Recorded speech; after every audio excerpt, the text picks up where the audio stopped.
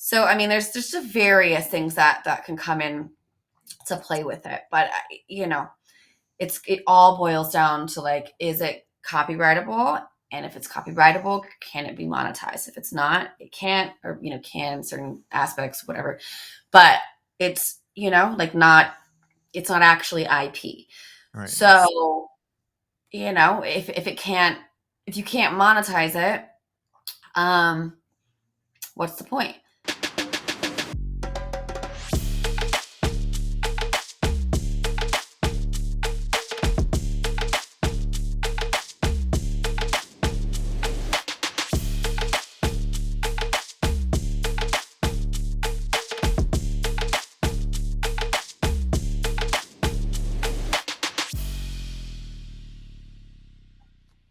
All right, ladies and gentlemen, good, whatever it may be for you, morning, afternoon, evening, when you tune into this amazing episode of the Indie Unplugged right here on We Create Music TV.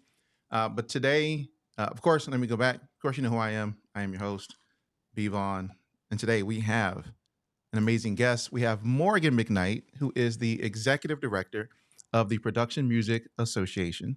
Morgan has an extensive background in marketing and event production, having held several roles in digital marketing and social media before transitioning into the music industry.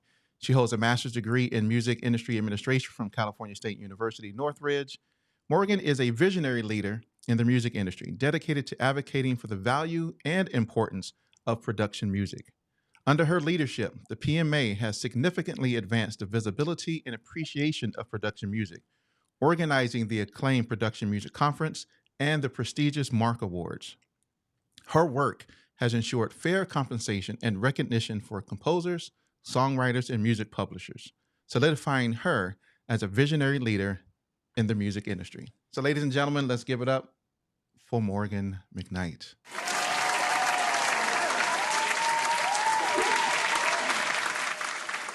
Thank you so much. I'm so happy to be here. Thank you for having me. That was Yes, very ma'am. sweet. Glad as well. And your journey has been very interesting.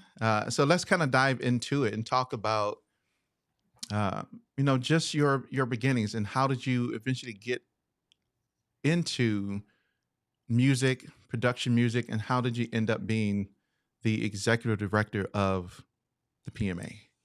Yeah. So I kind of found like, fell into it, so to speak. But as you mentioned, I have like predominantly a marketing, digital marketing and event like production background. There was a time in my life that I was looking to like go back to school, but at that point I thought it was going to be law school. Mm.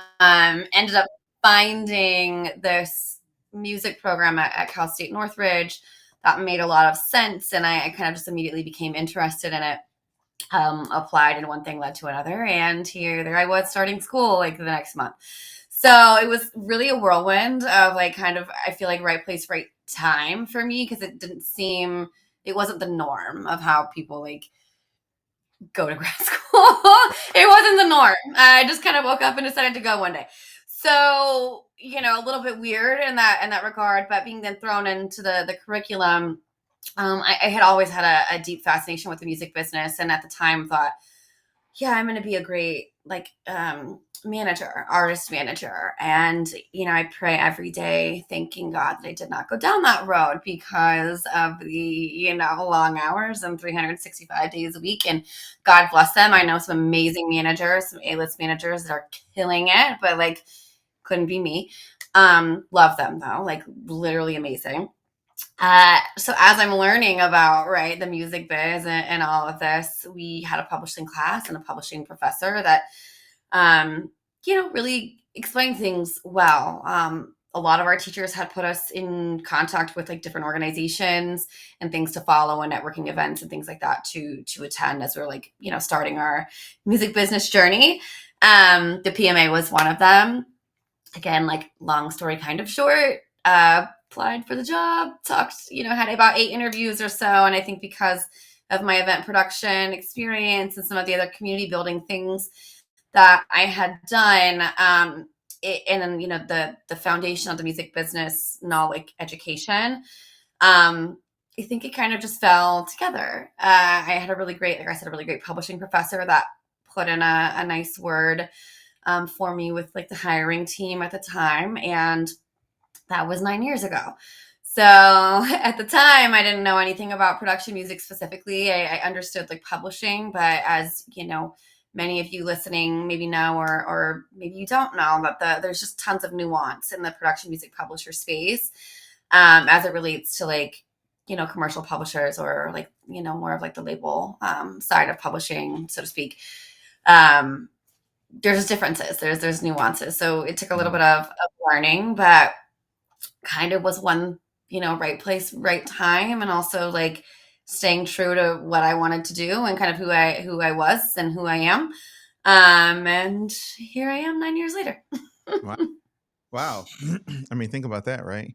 You start off with a passion for law, and then it just Mm, changed something completely different. I think most people's journeys probably start off in some way like that, and then it changes based upon, and I believe it changes based upon the identification of their passion and what they mm, truly themselves self doing, and or it may be something that they just fall into that they eventually was like, wow, I actually love this. Like for me, uh, when I was growing up, I never imagined myself being a public speaker, right? Like mm.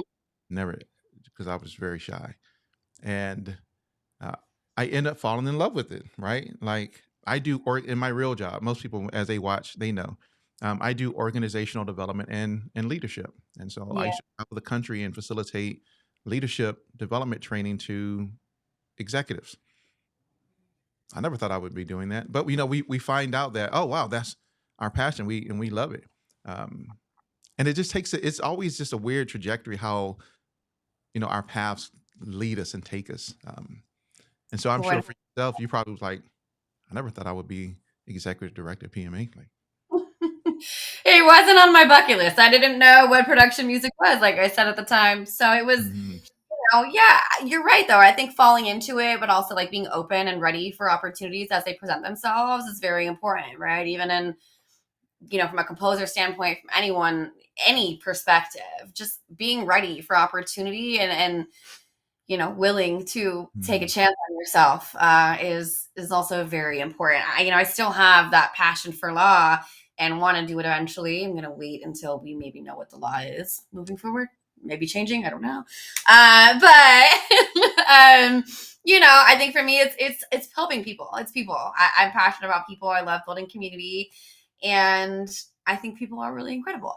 So, in any instance, I definitely fell into a role that was great for me because it was a lot of cultivating relationships and community, and building and growing that community, and like creating safe spaces for people to learn and be vulnerable, and all of that stuff that helps us all just be better people. So yeah, it's wild, as you mentioned, when you kind mhm, of realize what that passion is, and then how that translates into the workplace is a very interesting, mhm. for sure. Very interesting. So, can you explain production music? Right. So, most people hear, oh, I hear music production. I'm a music producer, but Mhm. production music. What's the root of it? Production music is essentially music for media, right? So it's music that's being used in TV, commercials, podcasts, all of media. And it's largely like the background stuff, kind of behind dialogue, or advertising, those commercials. Like it's largely just music for media, but at the end of the day, it's music. It's music that is used specifically for visual, Mm, or right, like talk audio, so media in general. okay. That's the Yeah. simplest way to put it. Yeah. Yeah, I think that's important. So when people see it, they go, oh, they have a context of what it actually is and what it means when they see production music and how they may be able to fit within the realm of that category themselves. And so for yourself specifically, under your leadership, how has in the 9 years that you've been there, how has PMA evolved, and Mm. what are the initiatives that you are most proud of with PMA? Yeah, it's a really great question. So I think the entire business has really changed over the last 9 years. But it's interesting in that production music in itself, like foundationally, is pretty consistent. Through dips and challenges and threats and on positive whatever, like it's pretty consistent. Time over time.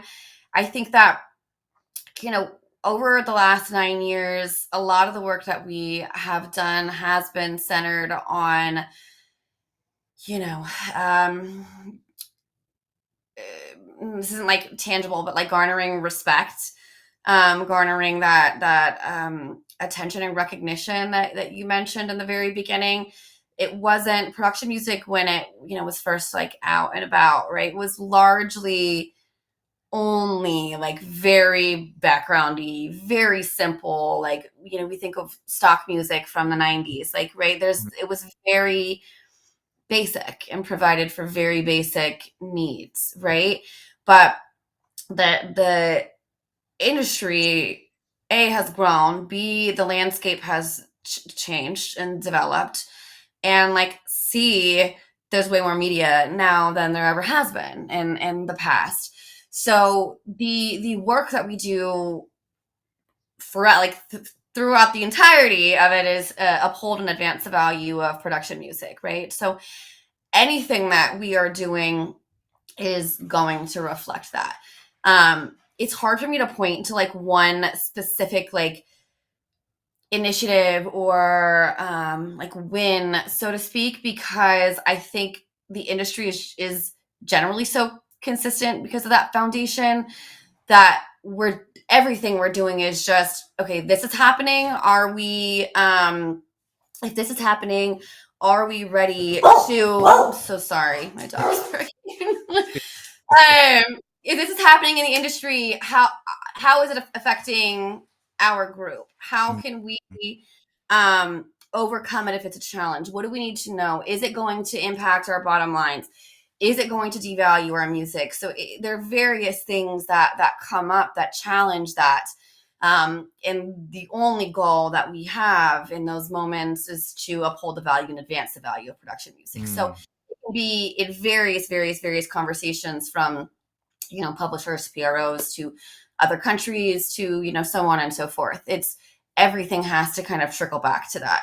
So a lot of it is like educationally working with networks, talking about right now, right, with streaming, these global streaming platforms. Okay, well, how are we licensing our content globally? Like these are challenges that will come up at any given time with advancements of tech or this, that, and the third, um, that we have to then adjust, adapt, figure out the way forward that's not devaluing the industry, if that makes sense.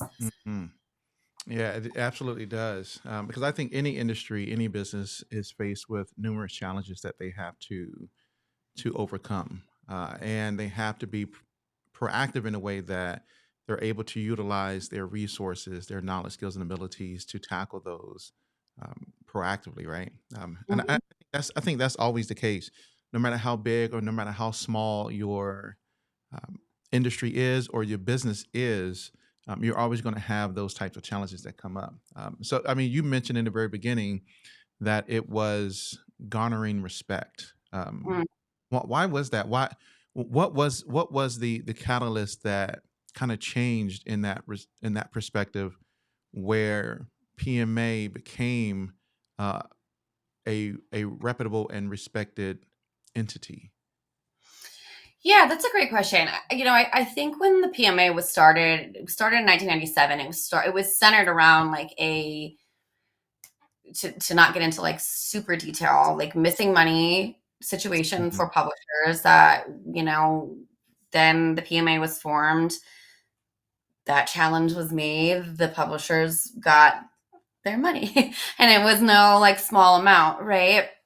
So, it's, and even then, like, I think like the challenge that we face is being a subset of larger publishers or like the larger publishing industry. And I think, for a long time, we've been kind of like the lesser quality music or the cheaper stuff, right? And I think that, you know, we're in a moment now where, again, as I mentioned, like, we're talking about global streamers and all of these things that are new to like broadcasting and things that we haven't had to work out yet. I really do feel like we're in a time that, um, commercial publishers and production music publishers, independents, like all of the publishing community, should be working together, right? We all have the same goal. There's, like I said, plenty of media being made and plenty of money to go around.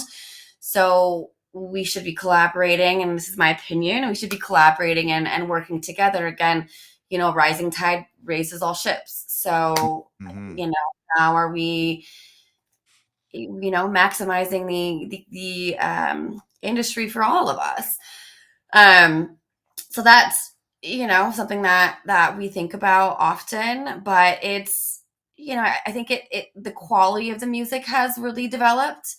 Um, I mean, we've got Harry Gregson Williams with a production music catalog and Universal. So it's the quality of Yeah. it's music is music at the end of the day, right? So we've gotten to the point now where music is music. There's great music here. They have different uses. There's great music over here. They have different uses, but either way, like, it's going into media. Whatever pathway we take to get there is whatever pathway we take.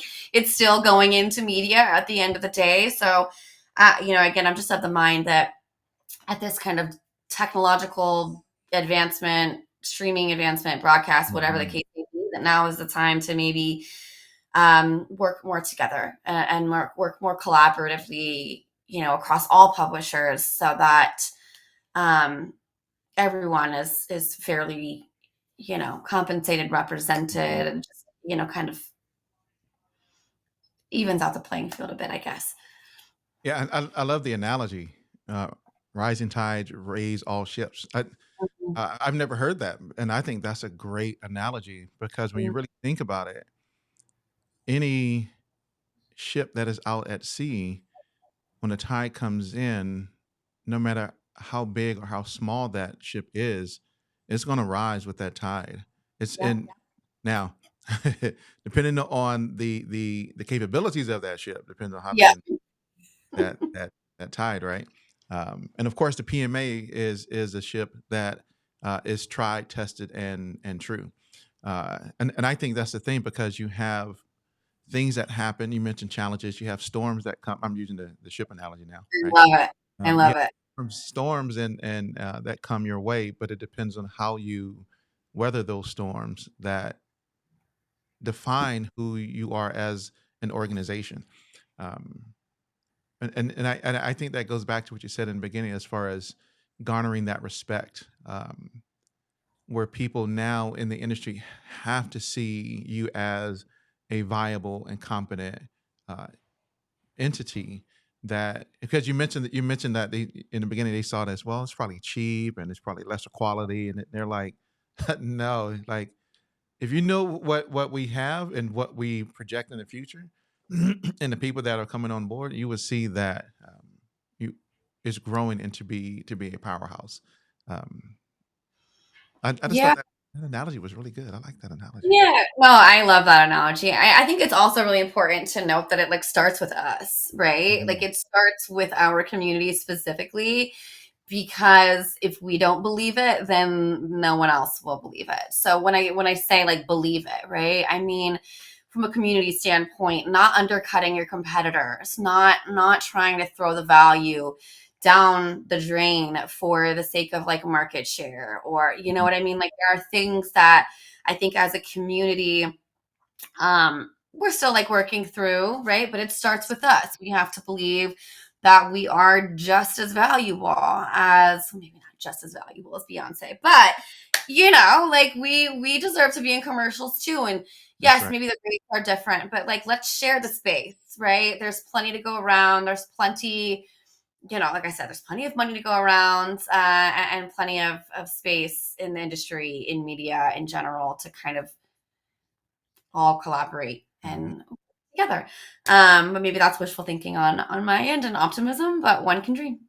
No, I mean, no, that is a mark of a great leader, is a leader who has a proactive mindset, a growth mindset, and a collaborative mindset. Once again, I do organization development leadership. So when I hear leaders talk, I can start picking those things out. Um, and it's a good thing because we are in a industry that needs that, and sometimes it's a bad thing because we're in an industry that doesn't practice those types of behaviors all the time. um, you Yeah. talk about undercutting, um, but a lot of times people don't have that business. I think for me, what I find is that a lot of people are in the industry, but they don't understand the business of the industry. And it Hmm. it is a business, and understanding business basics helps a person to thrive in the industry, just by having those that. And it doesn't you don't I mean, you don't have to go to and this is for everybody, right? I'm not saying you have to go to college for 4 years, or it's just having a basic understanding of the industry, how business actually works, right? um, Yeah. and then being able to utilize that within your own music capacity. I think that's just understanding what market share. Right? I mean, just a bunch of different things that you were mentioning that I think would be important. Um, Yeah. And I mention this, often people sometimes gasp because it's like we don't think about it like this. But government, politics, like mhm, your everything, like all the legislation and policy we talk about AI, whatever, like right. the PROs, like everything is because we're an intellectual property industry. Everything we do is can be tracked back to government. So it also helps to understand things like timelines. I talk about, election years are naturally very slow in terms Mhm, of moving legislation forward. Priorities are elsewhere, right? So it's not just about, like you said, it's not just about creating a really killer song. You've got to know like timing of the world, and like what policy is, mm, and how you get paid by XYZ, right? And all of those things have, a, government ties, but b, like other steps and other like, other pieces to them that mhm, once you understand it, it helps like you plan your years. It helps just, in general, because you have that like full concept of understanding of, okay, well, okay, maybe it's an election year. I understand that it's a little bit shaky right now and things aren't happening. I'm just going to go full on creation mode for like the 6 months leading up, right? Whatever it is, like however you decide to manage it, understanding that like some of the roadblocks that you're facing directly tie back into government policy and legislation and things like that, and like what Congress is doing and when Congress is on break and so on and so mm, forth, right? It's absolutely helpful to understand the business side of it. Yes, understand your admin, understand, for example, especially in sync, like networks that maybe pay differently than other networks. Like, they definitely want to understand the business side of it, and then take it a step further and understand how the business side of it is being regulated, controlled, and where that's coming from, and how it all kind of goes back up that ladder, to policy at the end of the day. mm. Yeah, I think that's very interesting, but I don't think many people realize that the government sets a lot of standards around policy that impact music business, music All of industry. it. I mean, literally all Everything of we it. do, everything we do, it's an IP. We're an IP industry, right? So everything we do is government regulated. Exactly. I mean, we don't set the royalty rates. Who somebody Nope. else sets it, the government sets it. We don't set the rules around copyright. The government sets it, right? I mean, we don't, as an industry, we don't set those policies and those procedures, and the government does. Um, Yes. And And we so lobby for them, we fight for them, but we don't sign the bills. we do We just get in the today, courtrooms. right? That's it. Now we can advocate, right? Because we have entities that are advocating for that, and that are meeting on Capitol Hill to talk about policies and things like that. But we, as a industry, we don't sign those. So Yeah. it's important that they understand what those are, and how it impacts everything that they do. Once again, basic understanding of the music Mhm. business, right? Absolutely. Uh, so you mentioned technology, Mm. and of course we live in a very technological, advanced society right now. I mean, technically, we are supposed to be living in the world of the Jetsons, right? If we I think, know. right, if we Where are think, my cars? I want my flying car, right? I want. I mean, now there are some things that the Jetsons predicted that we do have, like this. Yes, Um, I I don't know. have, I We're don't have getting there. right. I don't have a robot maid. You know. um, so when it comes to PMA and it comes to trends that are happening within the technological space, what are some things that PMA is doing to address things like AI and digital music detection and things like that? Yeah, everything we can. um, Right. yeah, and one of these things that will eventually like climb its way up the Congress ladder and make its way into Mhm. policy at some point, we think, and also will be determined a bit by court cases that are ongoing in various things. But with that, we one thing we sit on a group of IP organizations called the Digital Creator Coalition. So a lot of that work is, and those meetings are, with trade office folks and like attaches in different territories, which is also very important because, like, when the US, for example, is in an election year, as I mentioned, nothing really gets done. That's not the same time frame as like a UK election or Germany or other territories that also have influence in IP and in music business specifically. So, even if we're not focused on it, like in the States, so to speak, the work is being done, like, you know, in other countries to help set precedent for the US and others and so on and so forth. So we sit on this Digital Creator Coalition with this group. Again, it's all of IP. So like the medical journals and every like all aspects of IP, not just music. So there's a lot of lobbying and things that go on there, a lot of like educational opportunities for us to kind of, understand what's happening and what's coming up and how it's, going to impact us.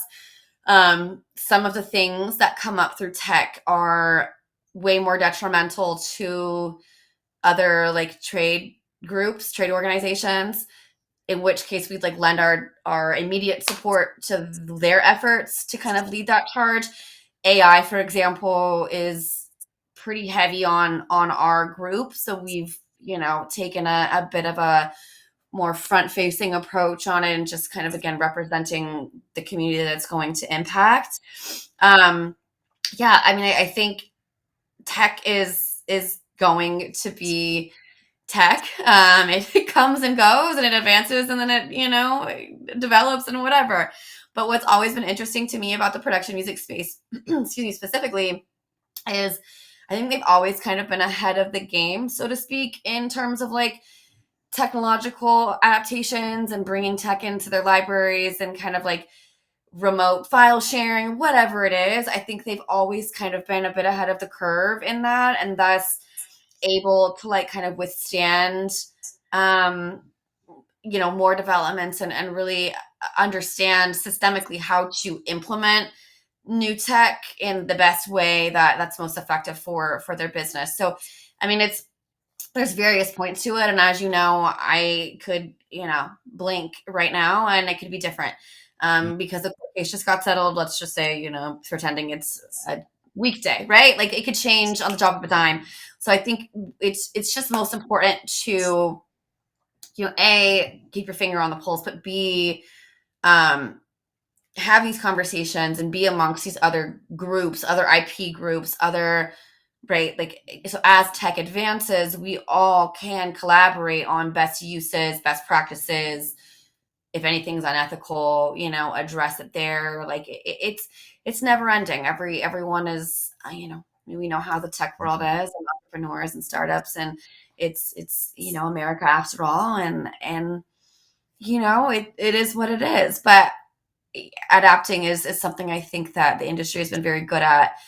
Um, over its entire existence. So luckily and thankfully, for us, it's kind of monitoring, jumping in, obviously, where we need, having, fighting where we need. There's been a lot of like off the books conversations with folks that have tried to do certain things with their tech or whatever that, we're like, hey guys, it's kind of, it could be harmful. Here's why.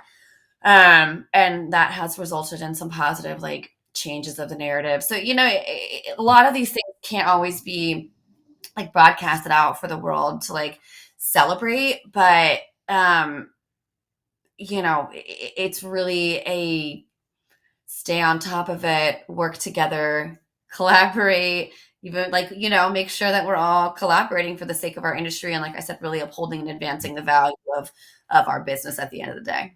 Yeah, and wow, yeah, I think that's important. How do you think the independent music production creative should approach AI and emerging technologies? You know, Um, so I mean, to each their own. Everyone's entitled to make their own business decisions. I have to say that. Um, the Listen, I think again, it's hard for me to have like judgment on this because I know there's court cases that are still happening and things of that nature. I do know that there are tools that are like immensely useful and very helpful for businesses in terms of, and for music creators, right? Like one of the tech that will separate the stems from mhm. music that may not have had stems. It's very beneficial, not just for like newer composers, but for, let's say, legacy catalogs that didn't have stems in the 70s, right? It wasn't a thing. So there's massive like opportunity in the technology and like in the tools part of it. And I think that using it like ethically is obviously important. If we're doing like generated music, which you know then is it licensed generated, is it licensed to learn, like those sorts of things. There's ethical ways to address it all, and but at the end of the day, I think this one really boils down to like what happens in the court cases and what happens in policy and legislation, because it could change. Like everything could change, even the tools that we use. It could be something in the policy that says something, we, what I mean, like it's not going to be up to us at the end of the day.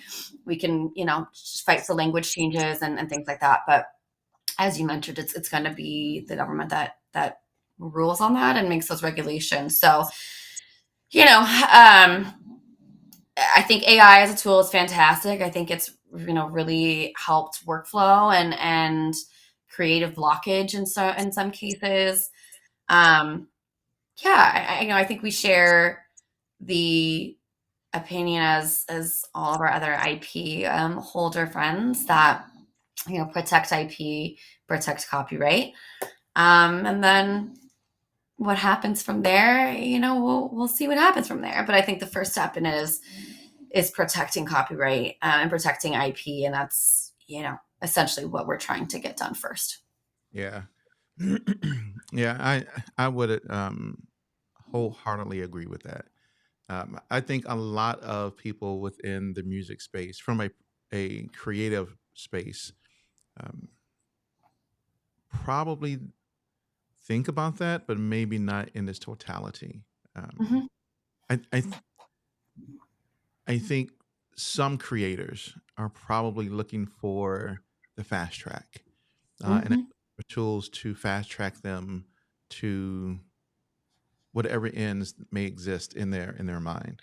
Um, Mm. when I first heard of um, the AI music models, um, Suno and Udio, automatic. I mean, as soon as I could see what it was capable of, I was like, oh, this is this is probably good. It's probably dangerous. And immediately in my head, I was thinking, and I was telling my wife this. I was like, and I showed her. She was like, "Oh wow!" And I've been having conversations with everybody about it. And Mm-hmm. she was like, I can see people taking and creating songs in here and starting like a faceless, YouTube channel, music channel where they are putting up the music. And I'm not Mm-hmm. now I'm not It trying ha- to yeah, I'm not trying to give y'all ideas, okay? So no, don't it happened. It happened. They just the court case. They just got right, sued. right. And then having like and then getting paid off of it. I mean, I think there's still a lot that is around the cases of how to use those platforms. Um, Now, of course, you mentioned there, there's stem separation software that can break your stems out, drums and vocals and melody. Mm-hmm. I think are great. There are AI tools that you can use for mastering, which are built into, some of the, the DAWs today that we use. So, there are things that are great, but I think that a person has to consider how they're going to use that AI tool within their current work process. Yes. I remember Jermaine Dupree was he had just posted up something about AI and a conversation that people were having about how AI is now making the next music. What was the word? Not aficionado. It was a word that was used to uh, connotate that this person now was a music. Um, I can't remember the word that he said, but I can see it in my head. That now this person was an expert music creator because they were using these tools to create music, and now that they should be placed on the same level as composers and music producers and things like that, because they can use a tool that helps them accomplish what we use, keyboards and machines and those things. And I think people just need to really consider how it works in the context of their workflow. Um, Yeah, 100%. And what's your output? What do you want your output to be, mhm, right? Like if you're just making music for fun and maybe it's just for like your, YouTube channel or your TikTok, whatever. Like if it's just then AI create a way, right? If you are trying to monetize your music and get paid for it, then maybe don't yet until it's worked out or we know for a fact that it's trained legally, whatever the case may be, right? Like it's going to boil down to the monetization aspect of the IP, mhm, right? And if it's even IP. So if it's classified as IP A, and then if you can monetize that B. If it's not classified as IP, you may be able to monetize it, but not with the bigger clients, right? So you're never gonna take the market share of, you know, some of these larger clients that maybe don't want the legal risk associated with it, right? So I mean, there's just various things that can come in to play with it, but it all boils down to like, is it copyrightable? And if it's copyrightable, can it be monetized? If it's not, it can't, or can certain aspects, whatever. But it's like not, it's not actually IP. right, So if it can't, if you can't monetize it, um, what's the point? Unless you're just doing it for fun, right? In which case, have at it. That's amazing. Like I love that for you. Um, yeah, it's I think you mentioned too about it, like the fast track and if anyone watching this is trying to fast track their way to millions of dollars in the sync space, right, please get out of music now. You will not do it. It will not happen. It's happened like once. Could be you. Probably not. It's a long game, right? Like, when you're in it, it's a long game. There is no such thing as a fast track. Even if you wanted to fast track, even if you can get your song into a movie tomorrow, you still have to wait for that movie to air. You still have to wait for the PROs to collect. You still have to wait for PROs from other countries to collect. So it is a long, long, long, long, long process, regardless of how fast you want it to go and how fast you make your stuff go. Like there's just nothing you can do about that right now. Maybe we change that in government policy and legislation one day, but right now, that's where we are.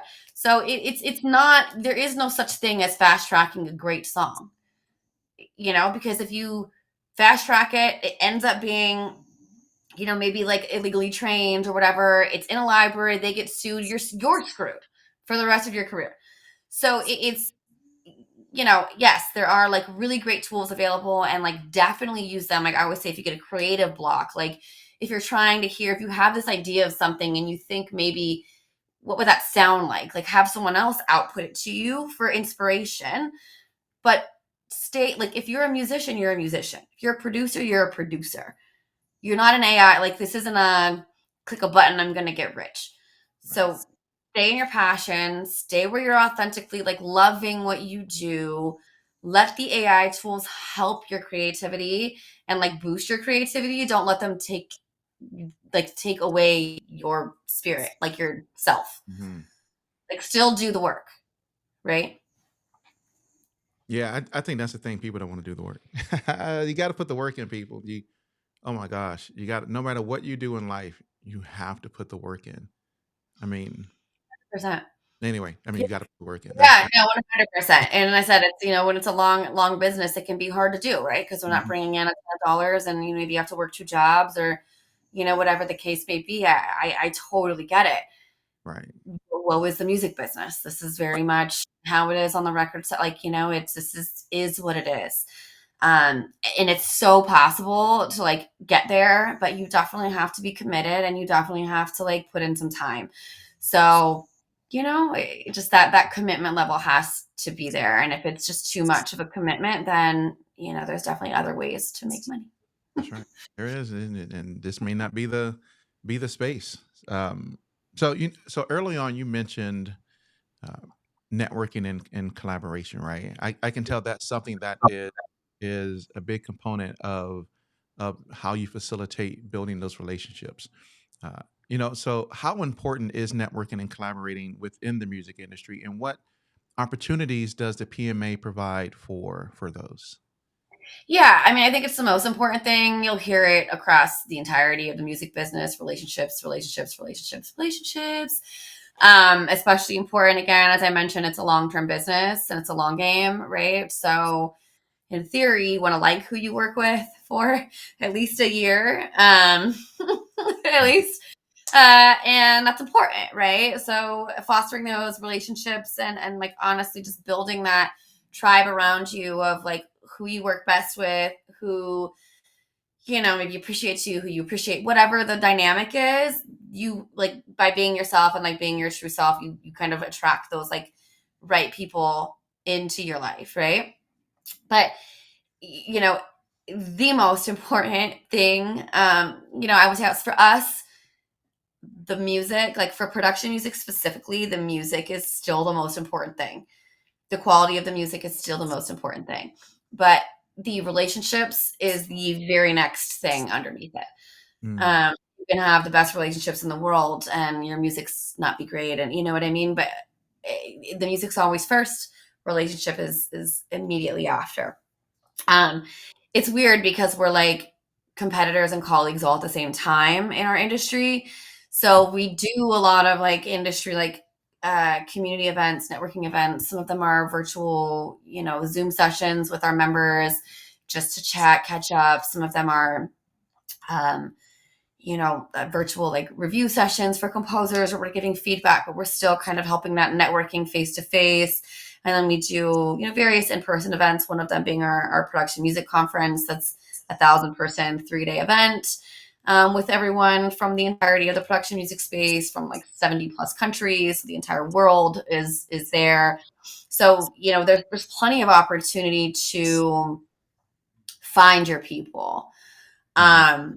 It takes a bit of like, it takes a bit of time. Obviously, developing relationships that are not surface level and transactional naturally take a little bit more time, right? But it's, once you've got it, like, it really kind of just grows from there and snowballs from there. It really is just putting yourself in those situations to meet the right people.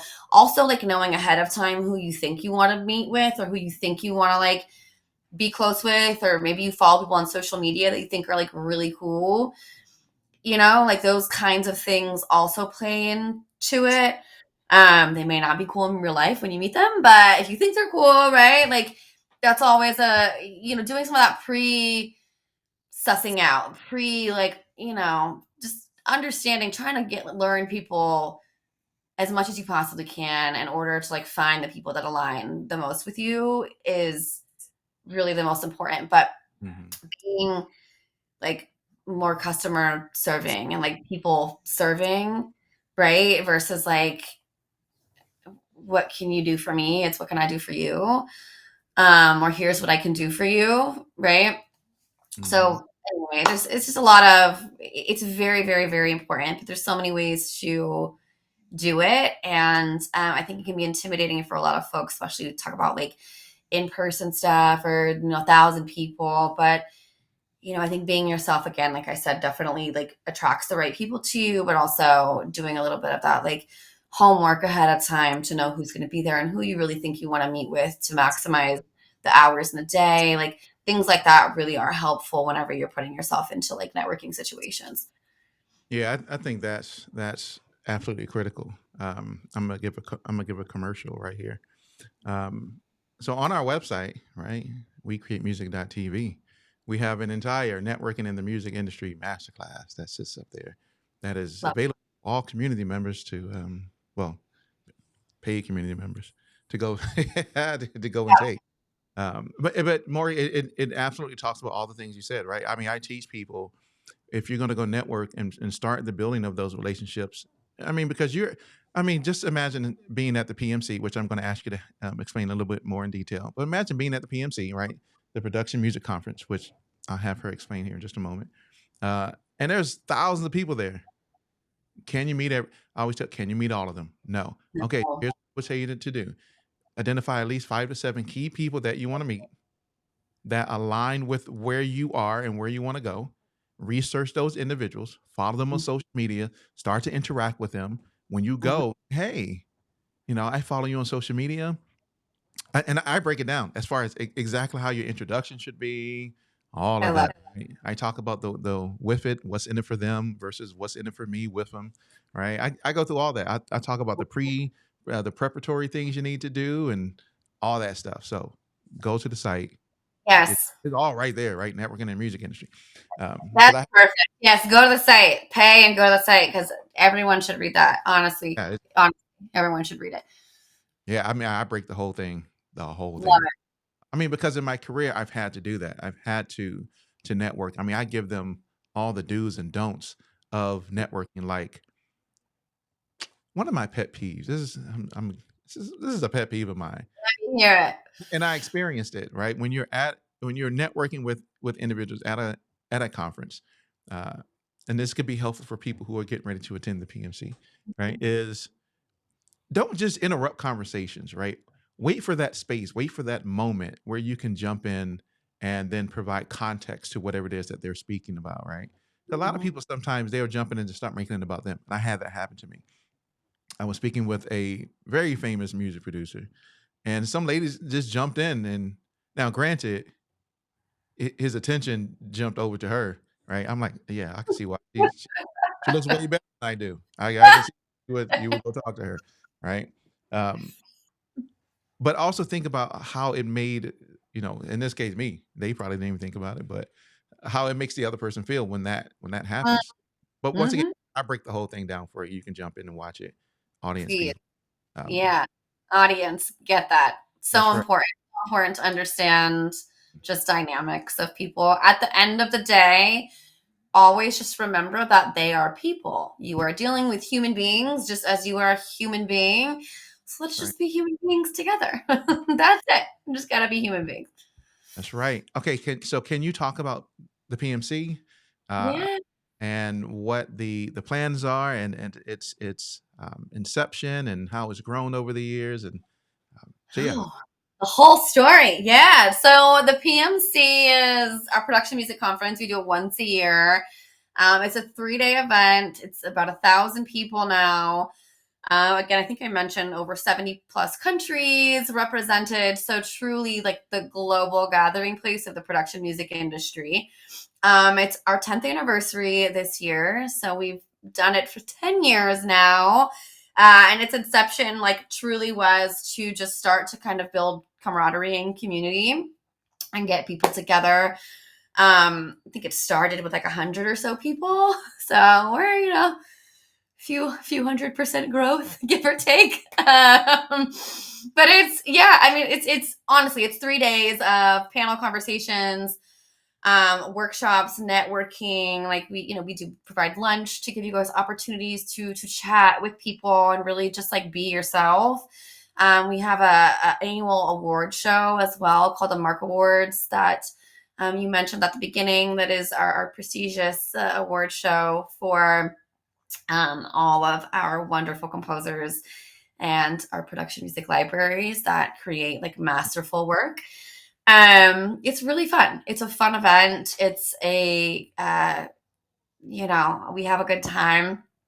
Um, what else? The panels that we talk about, it's we definitely look at like creative stuff and business stuff, right? So for example, obviously we'll talk about AI, but specifically, it's legality and copyrightability this year, with some heavy hitting attorneys and others that are in the space and actively involved in like lawsuits and such. Creative stuff like like covering trailerizing like cover songs and a trailer panel. So it really does hit the mark for both those needing more information on like the music business or production music business side of it, and then those who are looking to like sharpen their creative craft a bit. So really something for everybody. I mean, again, it's our 10th anniversary, so it's definitely like our biggest show yet. And really, again, like I said, we have a lot of fun. It's just a really good time over a few days. So, if you are in the LA area, make sure you come out. This year it's 9/24 through 9/26. If you're not in the LA area and can't travel out, we also have a virtual option to attend. And what I think people overlook about that and may not know about that is that it really dumps you into the same platform as all of the other attendees, and you have access to that platform now, and you have access to that platform 30 days after the conference. You'll have access to all of the panels being live streamed in real time. They are also recorded as soon as they're streamed, like as they're streamed, they're being recorded. So they're available for rewatch immediately after they end. You have access to connect to, other attendees, see the people that are going to be there, connect with sponsors and kind of see their offers. There's some cool offers from sponsors and stuff in there too, but really a lot to take advantage of in the portal system, even from a virtual perspective. So definitely worth looking at. But yeah, that September, usually it's end of September, early October every year. And, we just have a good time. Mhm. Yeah, conferences are usually really, really. I love going to conferences because then I can put my networking skills to use. But I meet so many people, and I always tell people you never know who you're going to meet. That is for me always the biggest shocker. You never know who you're going to meet because most people are afraid to actually go up to somebody. Hey, how are you? My name is Brian. I do this. Well, what do you do? Okay, and okay. Once again, in our course, we talk about how to actually introduce yourself, do all that. But Of um, course. and and I always find it interesting because once again you never know who you're going to meet. Because I remember standing, I was at another conference, and we were in line to go into the main hall, and I was standing behind a guy, right? Just a regular old looking guy. Like he was just there to attend, regular looking guy. And I introduced myself to him, and we got a conversation. And I was like, okay, Lionel, it's great to meet you. I always tell this story about Lionel. It's great to meet you. Okay, great. And we exchanged information, and we said we can keep in contact, blah, blah, blah. And so I always like to go research. Once I'm done Yeah. meeting somebody, I will go back to my room, or I'll get my phone out and be like, okay, let me find this person. And I'll go, Hmm. oh, oh, this guy actually has he's music in over 200 commercials. He's worked with all these major brands, and oh wow, he's released oh wow. And Yeah. you never know who you're going to meet and where those relationships can take you. So I would encourage anyone to go out to the PMC, take our networking course so that you know how to maximize it the best way. Period. Exactly. You never know who you're going to meet. No, and it's crazy. Like again, I've been doing it. I'm in my ninth year, right? So I didn't do the very, very, very first one, but I've seen so many deals come out of this conference and just so many like actual, like tangible things. Right. So it's a little bit biased, right? But like it is such a powerful gathering place for your career, Mhm. honestly. Like it just, to your point, you never know who you could meet. And then like from what I've witnessed in terms of deals being signed, like it's just a very, very, very positive, at least it has been, knock on wood, a very positive experience over the last, 9 years. So Good. good So time. what's the future of PMA? And how do you envision that organization supporting and advancing music?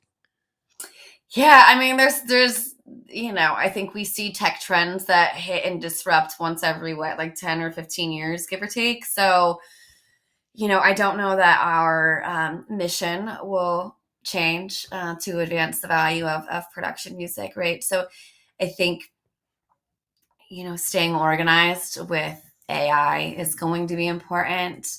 I would love to see collaboration between production music publishers and like commercial publishers, and I mean collaboration, like even like let's just talk Mhm. about how we can like best approach the industry and maybe work together a bit more.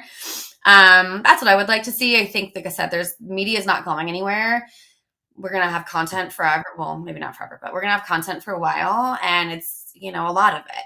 So there's plenty of opportunity. And I think that, we're at a point now where we've got to work together to maximize that opportunity and not undercut, the value of the copyright that we're all creating. So that's what I would like to see.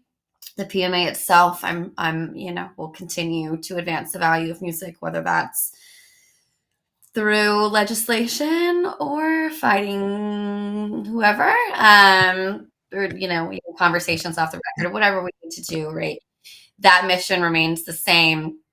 I think it's important to note that the more of us, the better. The bigger the community, the louder the voice. Again, rising tide raises all ships. We certainly can't do it without you guys, and and we hope that what we do is positively like impacting the community as well. So if you're not a member of the organization, I encourage you to join. And then, as Brian said, please come to the PMC if you never have or you've been considering it and you can't make it out. Come to the virtual option, get a taste of it, and yeah, I mean, engage where we can, right? We all have to do this together. It's community for a reason. We can't do it without you. So the more of us, the louder the voice. And so we'll continue to grow and continue to uphold the value of our industry and, keep working on making some more dollars for Mhm. our team. All right, so I have two questions for you. Two more questions. Uh, this one's more of a personal question. Okay. Uh, how do you balance the various aspects of being Morgan McKnight? Right, Mm. advocacy, education, community building. Um, how do you balance all? I don't know. I think for me, a lot of it is I like to work, right? So I'm on often like all the time, 7 days a week. It's one of these, your director jobs, you're dealing with people and composers and all the thing. Like I'm kind of always available. I think for me, as I've gotten a little bit older and a little bit more like experience in this role, setting a bit more boundaries in terms of, like quiet time or, like no access time or like how to reach me in the best possible way. If it's like work related, Mhm. setting those boundaries and like having time to myself has helped, but also the like mental perspective that at the end of the day, like, are we all alive? Yes. Is it that serious? Most of the time, no. and you know what I mean, kind of releasing some of that anxiety that comes with like maybe I didn't finish all of, or get to everything I needed to get to today. I give myself a lot of grace because there's one of me in this, in a full-time role here in the organization.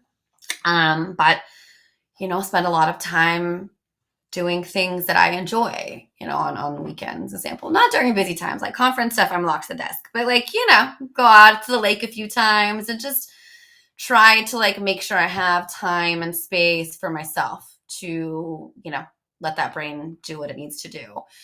Right. Yeah, balance is hard. I work a lot. I like to work a lot, so it's hard for me to answer that question sometimes, but I think setting space for yourself is really important so you don't get burnt out, and just, doing things that release anxiety for you, whatever that is. That's going on a walk, or, anything that helps release anxiety or tension or stress or endorphins or whatever you need. It just making sure that you're setting that time aside for yourself and setting boundaries with the people that have access to you, so that you do have like quiet time, so to Mm. speak. Yeah, my mentor was a work. She called herself a work to like it. You know, Yeah. you have people who are workaholics. Yeah. She was a work to like it because she liked to work. Um, Yeah. what was really interesting about her is she was go, Brian, I love to work. She said, but I always found ways to time for myself, right? Mhm. Time for my family. So whether it's I'm working and then I say, okay, I come home and I spend time with my family for dinner, but then maybe once the kids are in bed, excuse me, once the kids are in bed around 9 o'clock, I may jump on my laptop and do some more work and, for Mhm. hours, and I'll go to bed, wake up and kind of repeat the same thing over and over again. But she said, I will always find time to do the things that were the most precious that I needed to do. She said, but I would work all the time. Um, Yeah. I think life is really about that balance in general, right? We talk about doing like you love what you do, you never work a day in your life. Like that right. whole concept of like what we all try to achieve. And it's not, not everyone's there yet. And it's not like the easiest thing to achieve and accomplish, right? Like understandably, and that, understandably, but yeah, choosing to like, okay, I'm gonna do this right now. I can get to that email at 9 p.m. or in the morning if if it's not that serious. Making decisions that prioritize like you and what makes you happy and Mhm. at peace, right? Is everything else, I think, kind of balances itself out, right? As long as you're like staying true and really like focused on just being the best person you can and doing what you need to do and prioritizing, accordingly. I agree with that. Um, so, what advice would you have for anyone that is getting into production music? Yeah, I think understand the business is my number one. There are so many resources out there. We've got them listed on our website. Brian has resources. There's other, folks in our community that do like courses and things of that nature to kind of help on this business side. It's really important to understand how the business works because it helps you set your expectations, it helps you manage your expectations, and then it helps you like accomplish your goals because you can set time frames that make sense. And you know what I mean? Like really put a plan together that works for you, but is also realistic for the industry. So that's my number one. But my number two, and it's a very close number two, is like just don't be anyone that you're not. Your music is who you are, and who you are is who your music, or who you are is your music. So that authenticity you can hear, you can feel, and especially if you're like trying to get into the business, a lot of people will, you know, do tension because they know tension is everywhere, but they may not, that's not their passion. Their passion may be like hard rock. Well, hard rock's places too, right? So stay Mhm. where you're passionate about. Start there. You can advance and develop as you like grow, right? You start to grow your back end, grow your royalties, grow your placement, so on. You can then, expand out and try some funky things or try something new. But you can hear the authenticity. So it's really important to hold on to that, whoever you are, and hold on to like the music that makes you the most passionate about it. Like I said, it's a long term game. You've got to like what you do. If you're making music you hate, I don't know, like it might not be the most fun job for you for a Right. year. So stay true. Stay true to you. Do what you love. There's room for, okay, there's content everywhere. There's room for everybody, and just be a good person. Hmm. I love that. I love that. Well, Morgan, it has been a joy, a pleasure. I'm glad we were finally able to connect. I appreciate your insight and wisdom, and just getting to know you more and what you do with PMA. And so I thank you for taking the time, for being with us here today on the Indie Unplugged. And I look forward to connecting in the future and possibly attending PMC and networking and doing all those Um, great. Thank you so much for having me. This was really fun, Brian. I really appreciate you inviting me and having me on. And everyone go get Brian's course for networking before the PMC so you know Everybody what join to do. PMA, right? So I'll make sure that they get the link and all that stuff so that they can join and Amazing. view the information, attend the conferences, and network and build relationships and do all those great things. Um, Amazing. I'll finish with this. I always say I'm a resource for you guys, so please feel free to utilize me as such, especially to our members. And those of you that aren't members, if you have questions, I'm always happy to answer those. So feel free to reach out anytime. I'm very reachable. My email is not private by any means, so feel free to reach out at any point. And thank you again, Brian, for having me on. yeah, thank you very much. And ladies and gentlemen, once again, thank you for attending another episode of the Indie Unplugged. Glad you're here. Peace. Have a great day, right? Great day, everyone. Bye.